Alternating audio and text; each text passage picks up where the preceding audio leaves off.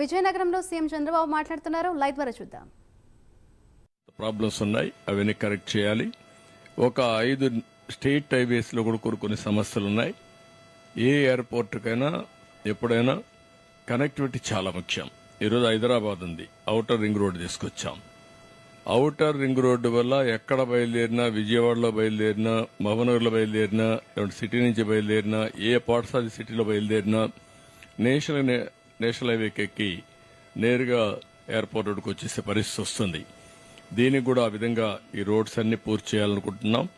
అన్ని పూర్తి చేస్తే ఈ ప్రాంతం ఒక ఎకనామిక్ హబ్గా తయారవుతుంది. ఇక్కడుండే ఉత్తరాంధ్ర యువత వేరే ప్రాంతానికి పోయే అవసరం లేదు.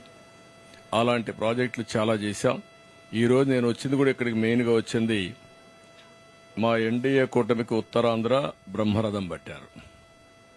మాక్సిమం ఓట్లు వేశారు, అంటే ఓట్ల వర్షం కురిపించారు. రాష్ట్రం అంతా సునామీ, ఆ సునామీలో నెంబర్ 1 ఉత్తరాంధ్ర. నేను కూడా మెసేజ్ ఇవ్వాలని ఇక్కడికి వచ్చాను.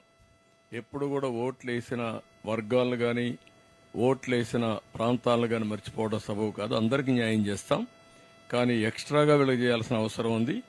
ఆ నమ్మకం మా మీద వీళ్ళు పెట్టుకున్నారు. తప్పకుండా దానికోసం నేను వచ్చాను. నా టూర్ ప్రోగ్రాం చూస్తే జిల్లాలో తిరిగే ఫస్ట్ ప్రోగ్రాం ఉత్తరాంధ్రకు వచ్చాను.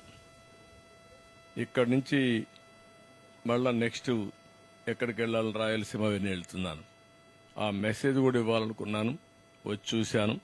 నేను ఒకటే మీ అందరికి హామీ ఇస్తున్నా, 2026 వాళ్ళు జూన్ అంటున్నారు, నేను ఇంకా ముందే తీసుకురమ్మంటున్నాను.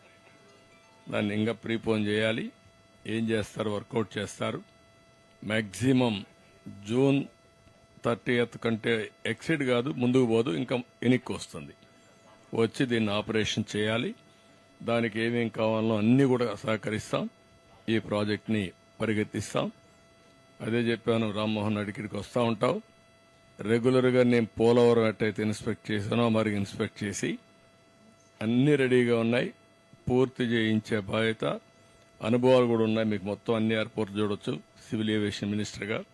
చూసిన తర్వాత యూజర్స్